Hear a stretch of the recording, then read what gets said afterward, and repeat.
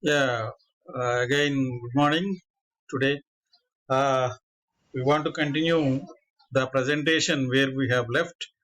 Uh, we are talking about some control structures in the open channels, and we were discussing about check gates. After the discussion is over, and let us try to understand more about that. Uh, you are now this presentation. Water control and diversion structures, check gates we have discussed to some extent, and then uh, this is how the form for casting reinforced concrete check gate. You can have a form. You can have a form. It is an adjustable one. You can uh, take a form, whatever the sizes you wanted. So that is how you can make pre-cast RCC gate frame assembly. This is so details of the form for casting reinforced concrete check gate frame. By changing the length and breadth suitably, frames of any size to suit the field channel may be constructed. With very small gates, the cross section may be reduced slightly. So that means with this kind of adjustable arrangements, you can prepare a form, and you can precast reinforced concrete check gates can be manufactured. Of course, sectional elevations and other dimensions are there, which are self-explanatory. Of course, some practical work to do with it, then only give you some exposure. But it's a small idea where forms are there, and you can adjust it, and you can change the dimensions for preparing the suitable precast reinforced concrete check gates. Okay, so this is regarding the check gates, and now you can see diversion structures.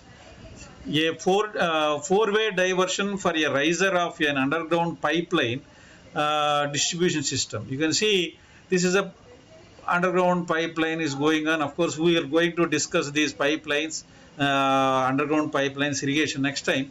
But when the water comes up, then you can make a diversions here. These are the diversion structures, how you can make in a rice field this way, and then that way the water can go. So these are the diversion structures, and this is a use of canvas dam and siphon tubes to irrigate the fields. You can see this is a canvas dam, and water is flowing in this channel, and with this canvas dam means it is an adjustable one, and temporarily made. So water is raised to a certain level, and you can draw with the siphoning action. Siphoning action we will discuss later on. All along this surrounding fields, you can draw the water with the siphoning action. That means basically this is a portable adjustable dam, canvas dam, that is put across a channel, and you can put these channels here, siphons here, and then irrigate the field. Water control and diversion structures continued. See, check gates are placed in intervals along the channel to keep a satisfactory water level for applying water to the field. The check structures, even masonry or metal wall built across the channel and provided with a suitable check gate. So the masonry wall built in place, while the check gate is usually precast and fixed to the wall.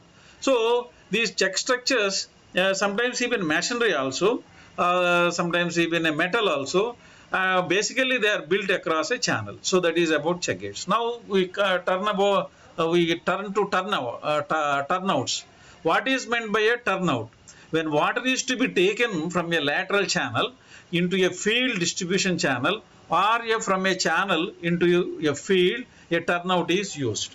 So a lateral channel, if you want to take the water from a lateral channel into a field distribution channel, or from a channel into the field. So water is flowing, you want to take the water from the channel, so you have to use a turnout structure. What is the turnout structure? This turnout structure may be a portable or built-in.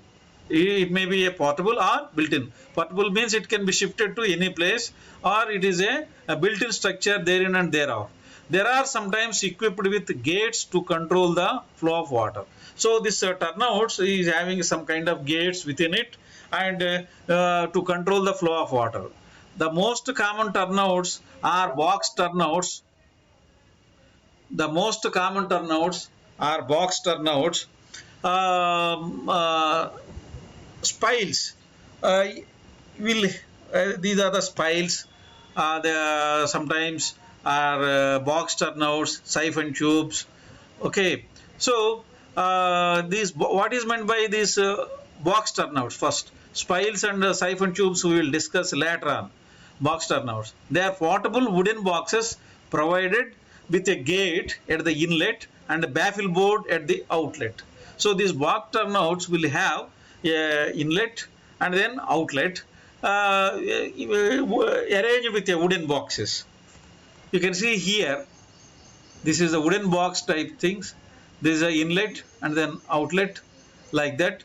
Wooden turnout installed to divert water from supply channel to a field. The wooden gate used to control the flow is seen beside the turnout. So these wooden turnouts can be used from a channel to the field, or from field to the other channel. So something like this.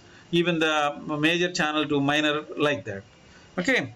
So these are the pipe turnouts. You can see the water surface here, and then this is a free flow outlet of a pipe turnout.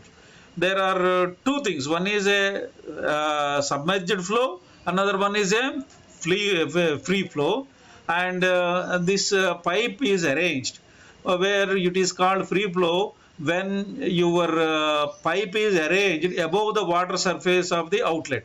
So this pipe is arranged above the water surface of the outlet, then that is called free flow. Then when it is called submerged flow, this pipe is arranged here, but this water level is above this pipe, then it is called submerged flow. Water flows still because the inlet surface is higher than the outlet surface. So these are the effective head here. This is a effective head here. So this is a schematic sketch illustrating flow through spile tubes. These are called spile tubes, we call, under free flow and submerged flow conditions. Okay. The next one is siphon tubes. You can see this is a water surface here, and then siphoning of action will occur, but this surface should be below this surface. Then only this there should be a head difference. You can, siphoning. You can many of you people use even to remove petrol from your bike, siphoning action. So this head difference is there. This is the tube, siphon tube, and then this is the water surface here. This is the water surface here. This is the head difference. This head difference is there. This is again this is here free flow, because the water surface is here and pipe is above the surface. Here it is a submerged flow because water surface is here and the pipe is here. So there is a difference between these. One is a submerged one is a free one. This is a schematic sketch illustrating flow through the siphon tubes. So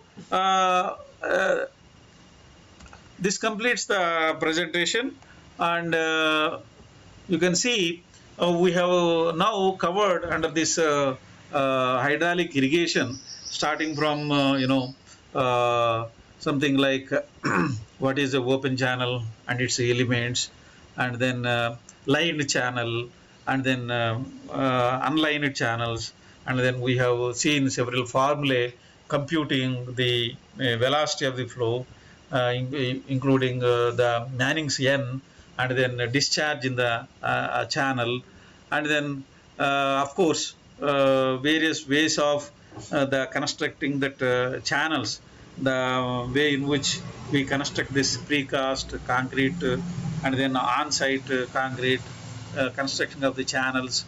And then of course now we have seen the various kinds of the structures, draft structures initially, and then control structures and so on. So now this chapter is open channel is over. Now we will go for underground irrigation of the pipelines, underground irrigation of the pipelines. So we'll stop this video here, then we'll continue in the next video. Thank you very much.